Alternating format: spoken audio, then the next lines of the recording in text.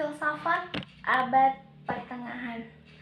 Filsafat abad pertengahan ini sejak meninggalnya Socrates, filsafat itu kan mengalami kemerosotan dan puncaknya pada sebelum Masehi menjelang Neoplatonisme.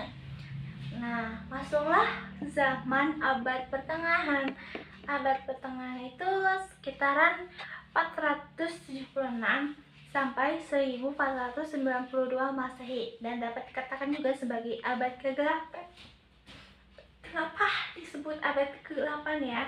Karena masa ini tuh dikuasai oleh gereja yang gerejanya itu sangat membelenggu kehidupan manusia dan orang-orang itu harus mengikuti aturan, jika tidak ya dihukum.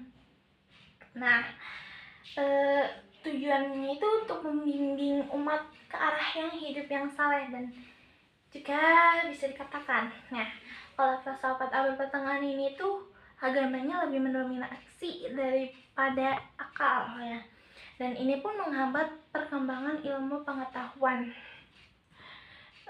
Lantas kemudian abad pertengahan itu dibagi menjadi dua filsafat ya.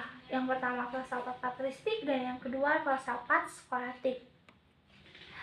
Filsafat patristik ini tuh merujuk pada pemikiran teologis dan filosofi yang dikembangkan oleh para bapak gereja dari abad kedua hingga kelima Masehi, dan periode ini juga ditandai dengan pengembangan doktrin Kristen dan pertentangan dengan ajaran-ajaran lain termasuk gnostisisme dan paganisme.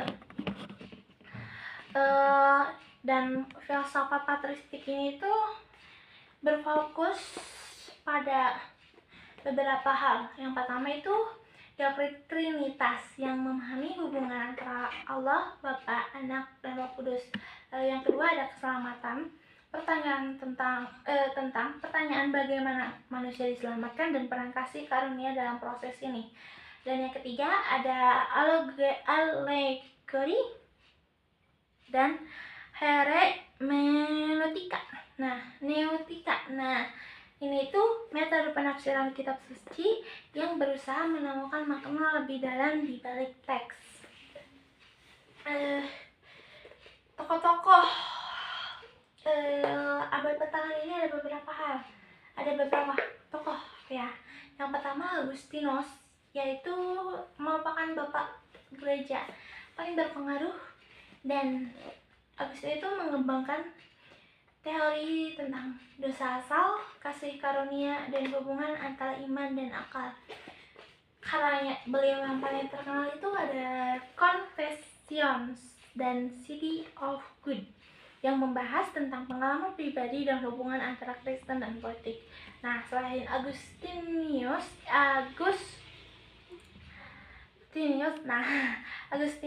juga ada Tertullian, Paligena, dan lain sebagainya. Nah, setelah masa Agustinus ini itu kan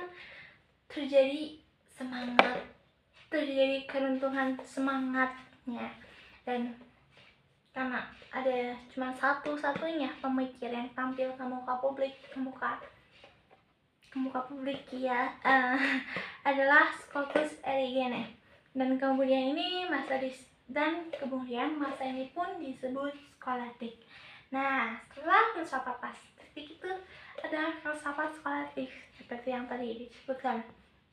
Nah, skolastis itu dari bahasa Latinnya adalah scholasticus, dan dari bahasa Yunani itu skoleion yang berarti sekolah. Nah, filsafat skolastik ini itu munculnya sekitar abad ke-9 sampai 17 Masehi, dan ini tuh berfokus pada sistematisasi dan penelaran logis dalam teologi. Ini tuh terjadi di universitas awal di Eropa, dan di mana para pemikir berusaha untuk mengintegrasikan iman Kristen dengan filsafat, terutama Aristotelian. Nah, filsafat skolatik ini tuh dibagi menjadi dua. Yang pertama ada skolatik Kristen dan yang kedua ada skolatik Islam.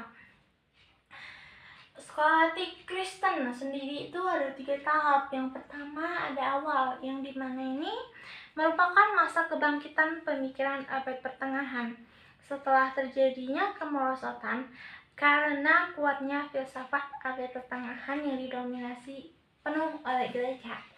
Nah, pada masa itu muncul sekolah-sekolah yang menerapkan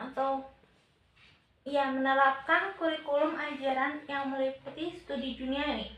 Seperti misalnya itu ada tata bahasa, retorika, dialektika, ilmu hitung, ilmu ukur, dan lain sebagainya.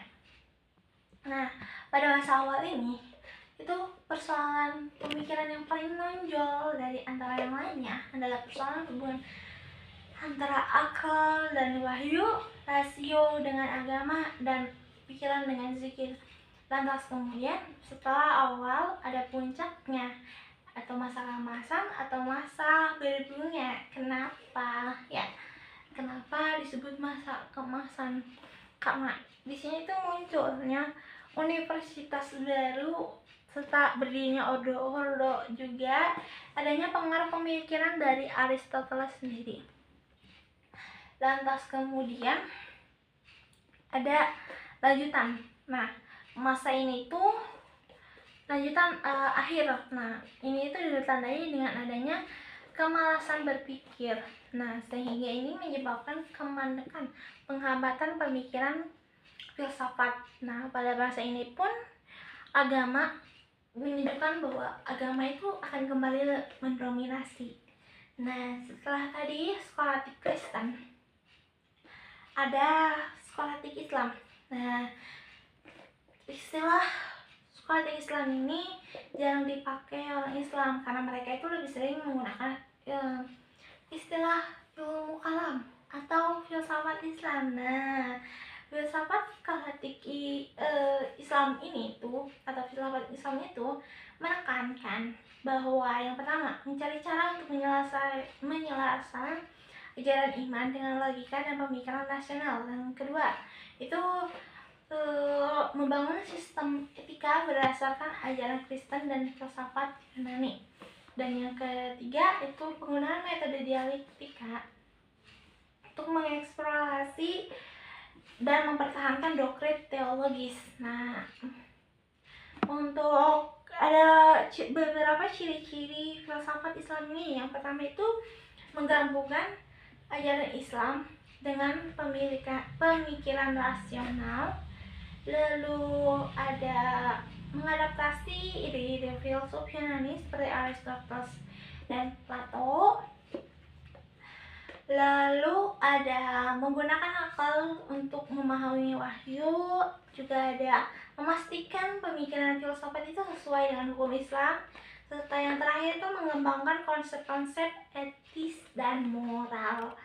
Nah, di filsafat Islam ini juga ada beberapa tokoh filsuf Muslim berarti ya bisa disebutnya.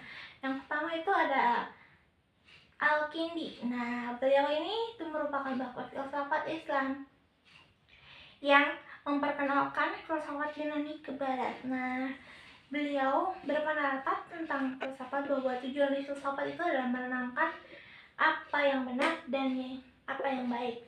Nah, filsafat itu menggunakan akal. Filsafat itu yang paling tinggi dan yang paling mulia itu ada metafisika. Nah, kemudian ada Al-Faridi, di mana dia itu mengembangkan teori politik dan etika. Nah, lalu ada Ibnu Sina yang mengembangkan metafisika dan logika, lalu ada Al-Ghazali dan lain sebagainya. Lantas kemudian sebelumnya kan di barat itu tidak ada filsafat. Nah, faktor awal pengaruhnya filsafat muncul ke barat itu ada beberapa, dan faktornya itu karena filsuf muslim. Yang pertama, filsuf muslim seperti Al-Kindi, Al-Faridi, dan lain sebagainya itu kan memperkenalkan karya Aristoteles ke barat melalui terjemahan dan komentar atau argumen atau lain sebagainya ya. Dan kedua, ada filsuf muslim itu kan mengembangkan ilmu pengetahuan dan seperti matematika, astronomi, kedokteran, dan lain sebagainya. Ini pun mempengaruhi ilmu pengetahuan di Eropa. Lalu yang ketiga ada filsuf muslim itu kan mempunyai kebudayaan yang berbeda, mempengaruhi budaya Eropa melalui karya sastra dan filsafat. Dan mungkin itu beberapa cerita tentang abad filsafat abad pertengahan.